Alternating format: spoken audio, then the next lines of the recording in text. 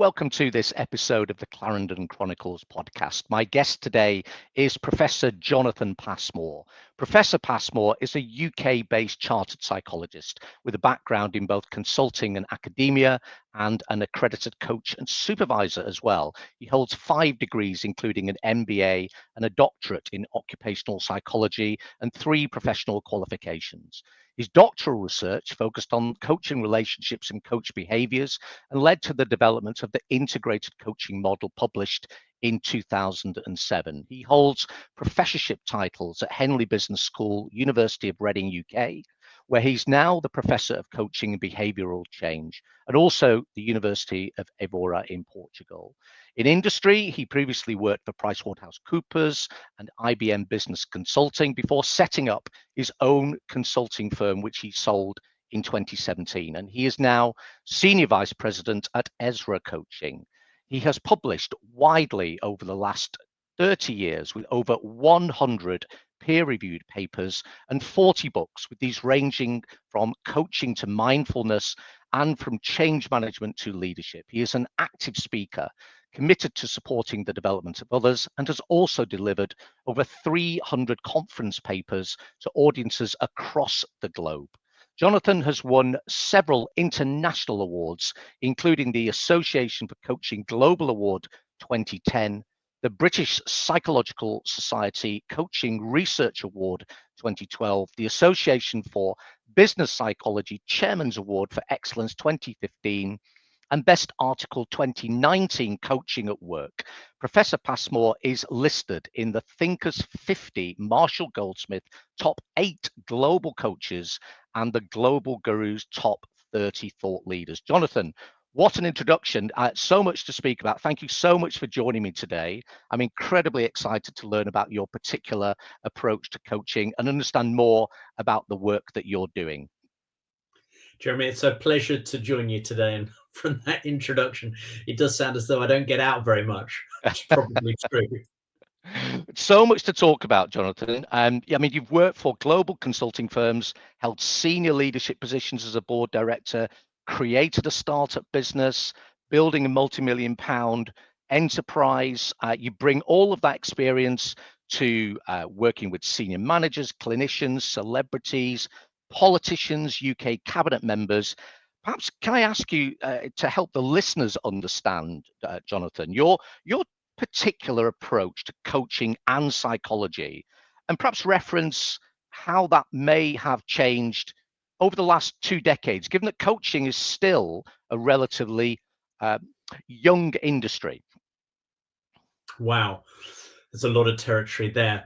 So I started out on my coaching journey by chance, and many of us do, coming across a piece of marketing material in the 90s that somebody sent to me about using conversations to help people to develop. And at that time, I was working for a charity in the mental health area, and I was chief executive, and I went on a distance learning coaching course in the 90s. And then the rest of the leadership team who I was working with, I said, this is great. Let's use this in our organization. It would be great to have conversations with people, getting them to reflect on what they're doing, set their own goals, empowering them to make decisions. So we started applying that conversational based approach to leading and managing. And it was very behavioral based. And as I then went through further training and development, increasingly I've moved towards adding in a cognitive element to that. And so focusing initially on cognitive behavioral approaches, cognitive behavioral therapy, cognitive behavioral coaching.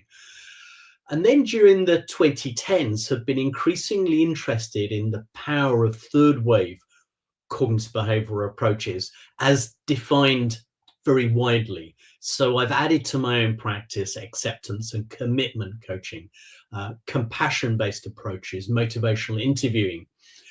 And those sit very comfortably with both ICF and EMCC competencies of showing care and compassion for our clients. So they're very person-centered, but they're also encouraging individuals to lead the conversation to themselves, holding them to account whilst at the same time being loving, caring, compassionate to them as an individual, And my overall philosophy that I guess I hold in my coaching practice is that all of us as human beings are incredibly messed up, complex, and beautiful.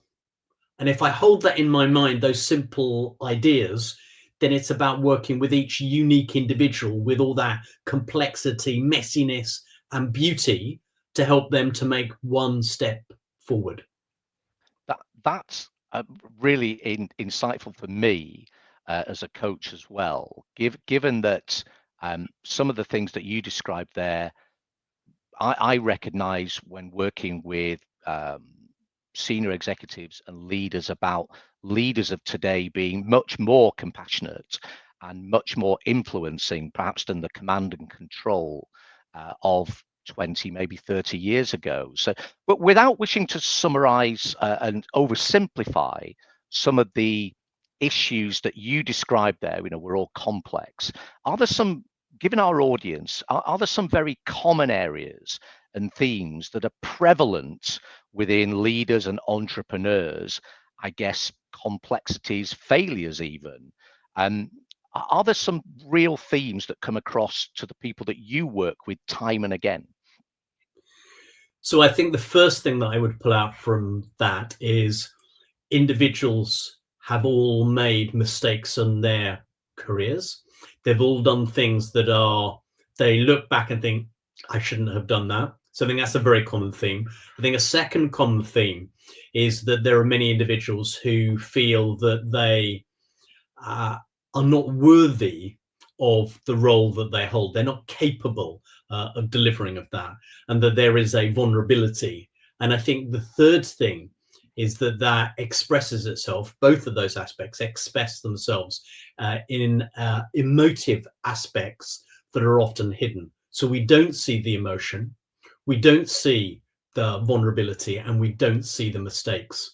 And so as a result, the idea that many of us have looking at senior leaders is that these hugely successful, always doing things perfectly, super confident individuals who are managed and contained and entirely professional is fake. Because beneath the surface, when they sit down with us and they're willing to be open, trusting, and discuss the real self, not the show self, then we get into emotive conversations. So I've sat there with cabinet ministers who have cried. But they cry about the events that are going on, their anxieties and fears, because there's nowhere else that they could take that conversation. They can't take it to their political advisor. They can't sit round the cabinet table with the chancellor and cry. They can't sit there with the PM. They can't sit there with the civil servants. And even there's a recognition that they don't want to take those pressures home to their partners either. So coaching offers them that space to be their true, authentic self, to express the full range of emotions and explore those as to how they're going to manage going forward. And that's equally true when it comes to the vulnerability that isn't disclosed outward, but for many people is there. Can I do this? Am I capable of doing this? Have I been over promoted? We sometimes describe that as an imposter syndrome, but that self-doubt, I think, is a natural feature of what it is to be human. And the older and more mature we get, we question our capabilities. And that's okay too, that's a recognition that we're not infallible. We have our own Achilles heels. And equally, individuals draw from their failures the things that they did that they wish they had done differently. Warren Bennis talks about it's the storm that shapes the mountain. For those who climb to the very top of the mountain have overcome adversity on their journeys. They've done things that they think, I wish I hadn't made that decision, I had made this. And that's what makes them the leader that they are today. That's such an incredible insight. And I absolutely align with the am I good enough? I've had any number of people, not necessarily at the level that you've worked with, but with similar themes, Jonathan, as well. I can't believe I've been promoted to this level. I can't believe I've not been found out yet. People in really senior corporate executive positions. I mean, does that come across to a certain extent? Again, you published some research coaching entrepreneurs towards growth a few years ago, and you did the work understanding how coaches can support cognition change, well-being, accelerated performance improvement of entrepreneurs in particular. Is that an extension of what you described, Jonathan? Well, entrepreneurs are usually quite amazing individuals, that they're willing, they have a higher appetite for risk, they're willing to take a chance to roll the dice. Because one of the things about entrepreneurship is most of them have failed many times. That it isn't the first roll of the dice that ends up with a double six. It could well be the fifth or the 10th before that they find a business that really flies.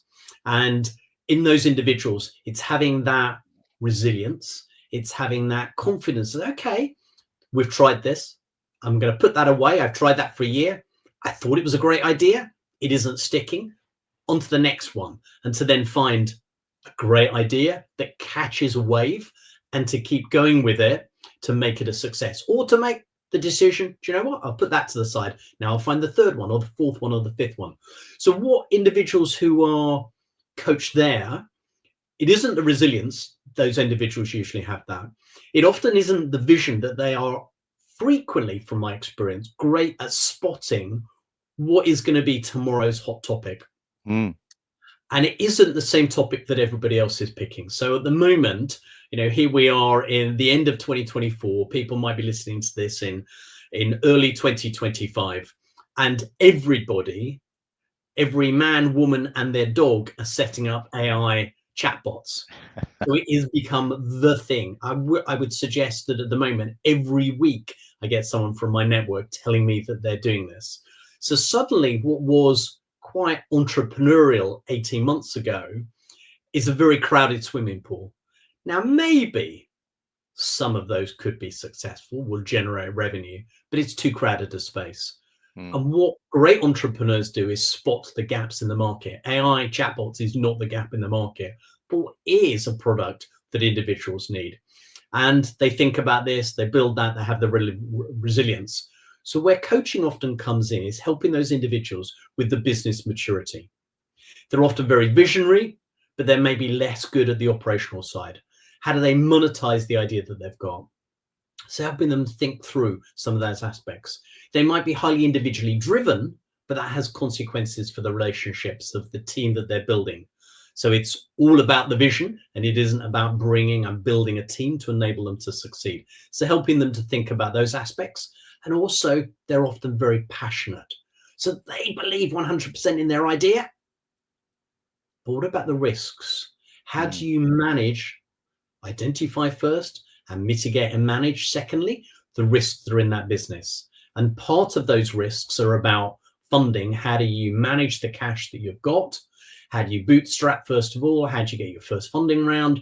How do you then subsequently grow with investors by building relationship and confidence with those investors to enable you to begin to scale up that business and move into a situation where you're generating the revenues to build the value of a business that then potentially that you can sell in 3, 5, 7 years time?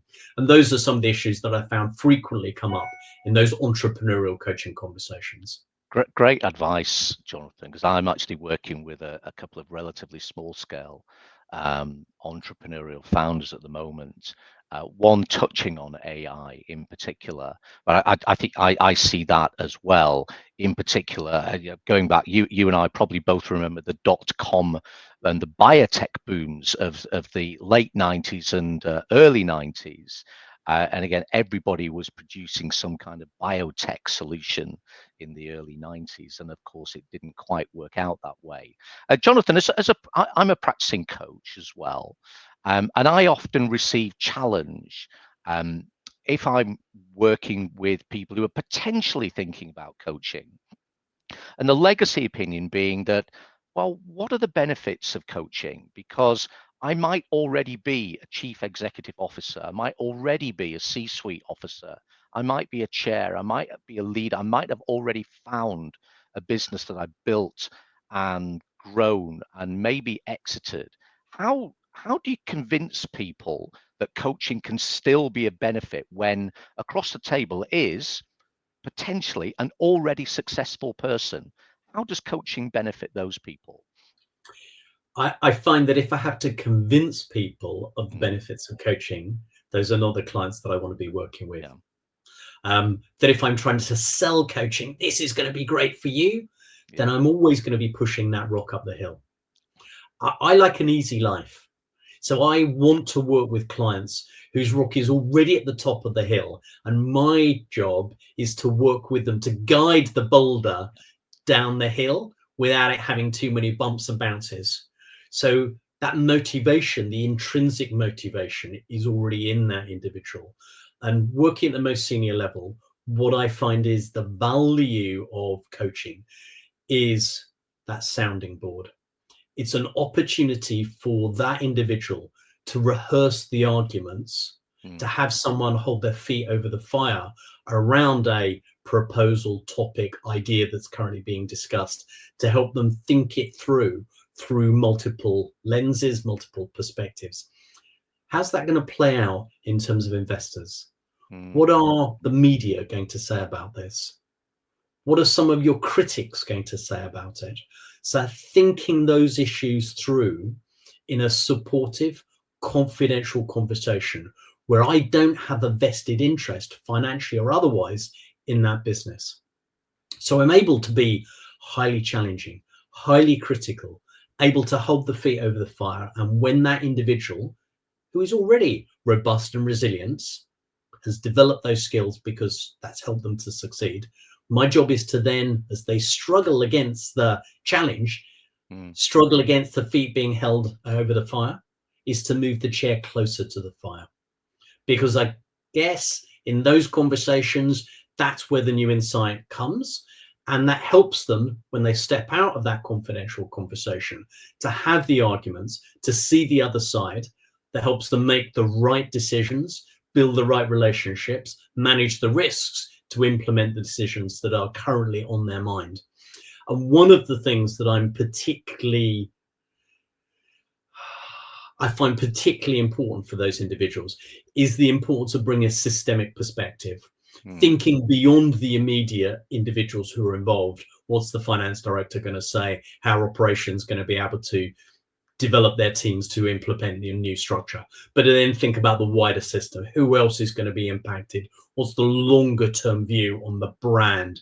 How's that going to play out in terms of the media? So taking a much more systemic perspective, individuals often find that helpful as they rehearse their arguments. And as we've worked through one or two or three of those, they often are generating the questions themselves. And I'm just simply that sounding board as they run through the thoughts that they've been having. yeah. And I think because it's it's interesting. and because it's confidential, they know that it goes nowhere else. Yeah. I think it's interesting you mentioned the individual there and you talked about the system. And one of my previous podcasts had Professor David Clutterbuck say something quite similar. And he talked about team coaching. And in fact, you have a book being published in Q1 2025, Becoming a Team Coach, the Essential ICF Guide. So what's your approach to team coaching? You reference the system being critical. What problems are we solving in team coaching that might be different to the problems that we're solving with individuals? So these are a little bit like a set of Russian dolls, that they're dolls within dolls within dolls. And of course, sitting at the very heart is the individual. The individual is part of a team. That team is part of a wider team in an organization. And that organization is part of a sector. And that sector is part of an Mm, economy. And equally, we can then go out. For a global enterprise organization, they're part of that global network. They'll have many outlets, maybe in 50 or 150 countries across the world, and they're interacting with potentially millions, or if it's a tech business, mm, 1 billion plus users. So who are we might describe as stakeholders or customers. So thinking about those different aspects when it comes to the team, yes, of course, working with the individual is immensely helpful, but team coaching has a vital role to play. And we've seen really over the last 10 or 15 years, the growth of team coaching. And David Clutterbuck, Peter Hawkins, and myself have been at the very front of talking about these sort of ideas for more than a decade. The ICF in the last couple of years have launched their own team coaching competencies. I and others have contributed to that process, and that led us to producing this book. It also led us at Henley Business School to producing our team coaching program that helps individuals migrate who are professional coaches and want to move into the team coaching and systemic coaching sphere to then develop the skills and the competencies to do that. Because one aspect of team coaching is it's multiple times more complex when we're working with a group, particularly a group, a distinctive, unique group, a team, where they're sharing a common purpose, where they're collaborating, supposedly, at least, together to achieve an organizational or a team outcome. But often that there are personal vested interests that lead them into conflict, and team coaching can unpick some of those, help them to understand and explore those relationships to enhance the alignment and thus improve the organization's overall effectiveness by improving individual and team performance. Absolutely. I could completely concur with that through my previous career observations as a C-suite executive over 25 years or so. Just you mentioned there team coaching at the forefront of coaching. Some of the other future trends of coaching, if I go back to some of the work that you presented back in 2021, just after COVID, I accept, there was a clear sense then that the coaching could help health and well-being of a client. That came at the top of a list in terms of respondents. And actually at the bottom of that list, everything's relative, of course, but at the bottom of that list in 2021 was the fact that AI was an influence, but not necessarily the biggest influence at that time. And in fact, you just published some more work. So Digital and AI Coaches Handbook, October, and coming up soon, you've got Health and Wellbeing Coaches Handbook, 2025. So can you share with us your current thoughts on coaching perspectives on, number one, health and well-being? And you referenced it earlier, that sort of growing influence of an AI coaching bot, for example. So that's a great question, Jeremy. And we saw after COVID, as you have highlighted, a real growth in health and wellbeing coaching. Many of the digital platforms reorientated their offers towards a stronger health and wellbeing focus. And clients in large corporations were certainly talking more about the aspect of care, concern, health and wellbeing for their employees, and that being a feature of coaching's offer. I get a sense that the tide on that has turned. I hear that less frequently from clients. And instead, I hear a return to a focus on individual performance and business financial performance. Not that health and well-being has completely disappeared, but from it being in the top 1, 2, 3 issues, it's now only in the top 10 issues that people talk about.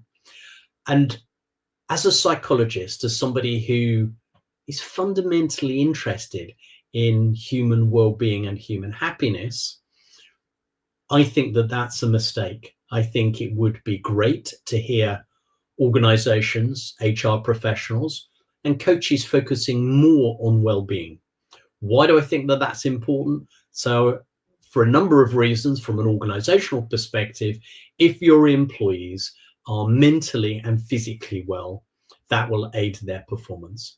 And secondly, this is a philosophical, a values-based comment, that actually if we treat individuals as fellow human beings and we consider our relationship with them in the wholeness of who they are, of which health and well-being is part of that wholeness, then I think that that enables that individual to flourish.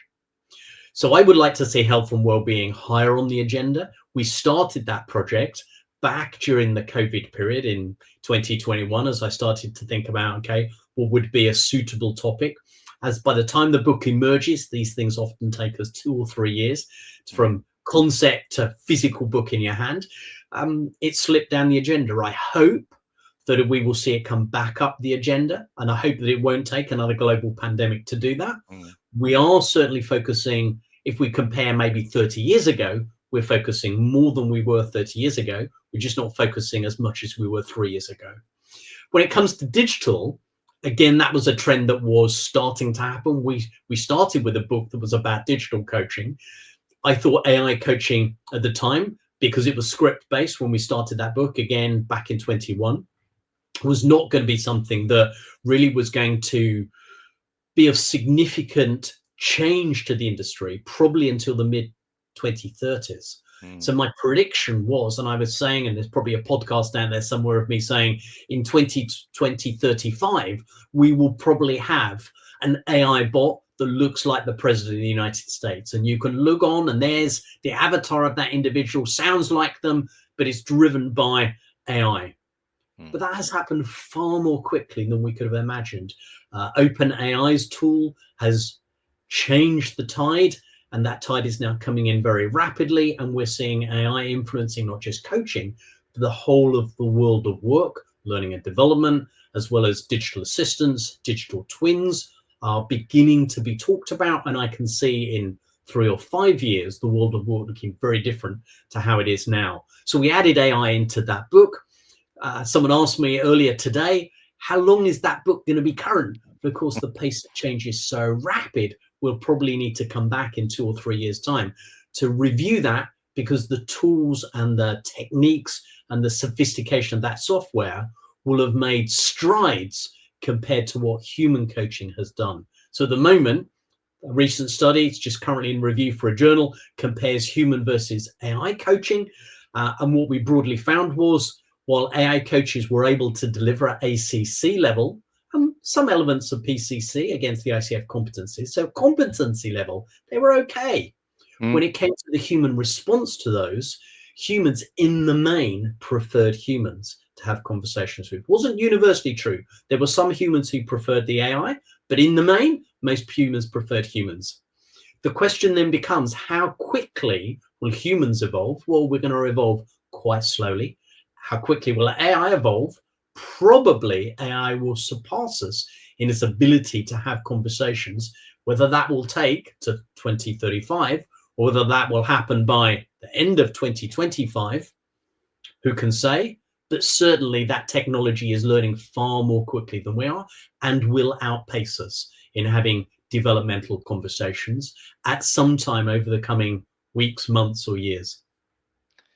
That feels like, in fact, quite a lot of coaching as a real watch this space area as we continue to develop in what is still, as we said earlier, relatively young industry. Jonathan, you kind of touched on it a little bit there.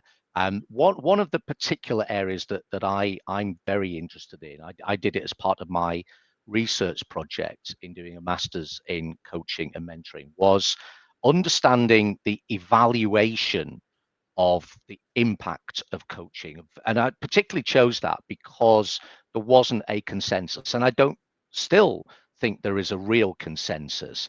What are your own thoughts around the way that we should evaluate the impact of coaching? So I think you're right. There isn't a consensus around this. I have written on that topic and offered a model. I referenced you in doing so. Yeah. Very, very good. So the model is called SOAP-M, if people want to go and Google this. And this takes a dualistic approach towards evaluation. So it says what different audiences are looking for are different. If you are in an organization, you might want to look at the SOAP part of this. And the SOAP part of it is that you would use tools such as self-evaluation. So most frequently people are looking at, how do I rate the coach? How was the coach? Let's score the coach out of 5. And that evidence tells us nothing, because when we look at the data from that, from tens of thousands of coaching sessions, whichever coaching platform, whichever coaching organization, coaches generally score really highly. So most people score them somewhere around the 90% satisfaction, 95% satisfaction with their coach. Not perfect, but pretty close to perfect, practically perfect. All coaches are Mary Poppins, is what that data tells us. Practically perfect in every way. The next set of data, we could say, well, we could use some sort of self-evaluation in terms of competencies. Problem with that, of course, is self-evaluation is unreliable. We always overrate ourselves. We think we're better than we are. There was a time when I was 7, I thought I would be playing for England in the World Cup finals and scoring the goal, preferably against Germany in the 81st minute, and lifting the trophy. I was deluded, and many of us remain deluded in different ways in our careers, that we evaluate ourselves more highly than others would evaluate us. So self-evaluation has a place, but actually it's not very helpful. It's not very reliable. So the next part of the model is about others evaluation. Typically, in many coaching situations, the manager evaluates. What's the problem with that? The manager has a social relationship with us. The manager then, because of that social relationship, tends to rate us more highly, because their score can be seen by the individual. They don't want to damage the relationships. They say, oh, Jeremy, you are just the best podcast host ever. It's just brilliant talking to you. And I might think something differently, but because we've got a relationship, I don't, by the way, it's real fun. But because we've got a relationship, then there's this situation where the manager overrates. So what we really want from others is people who are anonymous. And when we look at that data, self and others tend to rate more highly, but the peers, if they're anonymized, give a more accurate score. And we can, of course, evaluate. So what we do at EZRA was invite the person to evaluate themselves, their manager and their peers, if they wish to do so, to evaluate them before and after the coaching, and gives some really good data. So that can be quite helpful. There are also things about the impact of coaching. What are people achieving from this? So we could look at achievements in terms of, if you're coaching students, you could say, how does that help the individuals to succeed in their PhD? How does it help them to achieve their overall grades? And last of all, we could look at performance. How does that impact on your coaching and sales team, the sales numbers that they've achieved before the coaching and after the coaching? That is problematic, of course, too, that there are many contaminating factors. So here we are, we're a fantastic organization. We're selling aeroplane flights, and we have some coaching. We have coaching starting in October 2019, and it's running until March 2020. And then we're going to evaluate in April 2020 to see how the sales performance is. Oh my gosh, coaching's a complete disaster. The sales have completely collapsed. Why was that? COVID turned up. So there are sometimes other factors that impact on individuals. That's an extreme example, but there are other things that go on that can impact on performance. So it has its challenges, its own problems. And then the M part of the model is about using more scientific methods, randomized controlled trials, meta-analysis. And these give us a sense of being able to allocate a team of people into different groups, have a coaching intervention, and maybe a training intervention. So I did that. There's a study, I think, in 2012. We did that in the British Army, where individuals were learning a particular skill, and we assessed them how long it took to learn that skill and what their success rate was when they had the assessment. Found coaching was a better methodology, more efficient and more effective than training. That's a great piece of evidence. So randomized controlled trials is one where people are randomly allocated, and it's a blind study. The other are meta-analysis studies, where we bring together randomized controlled trials to then say, what's the overall effect size? And scientists, people like myself as a psychologist, are fascinated by that sort of data. But organizationally, they prefer the SOAP rather than the M of that scientific data. So it's a horses for courses approach in terms of analysis. Everything comes with its benefits and also its downsides. A fascinating synopsis, Jonathan, and exactly what I found in the research.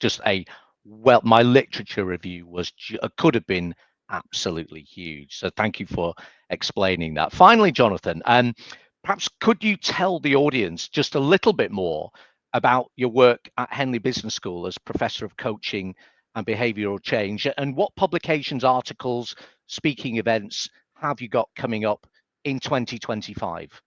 Oh, thank you, Jeremy. So Henley's celebrating its 20th anniversary as we come towards the end of this year. 20 years of coaching at Henley.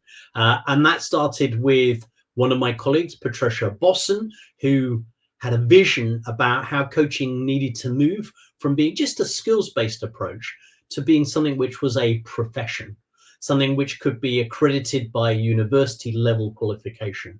So Henley started out by offering a professional certificate in executive coaching, built a master's program. Patricia moved on, went to New Zealand. Another colleague of mine, Christian van der Nieuwburg, came in and was the centre director for a period of time, and the centre continued under his leadership to grow and develop.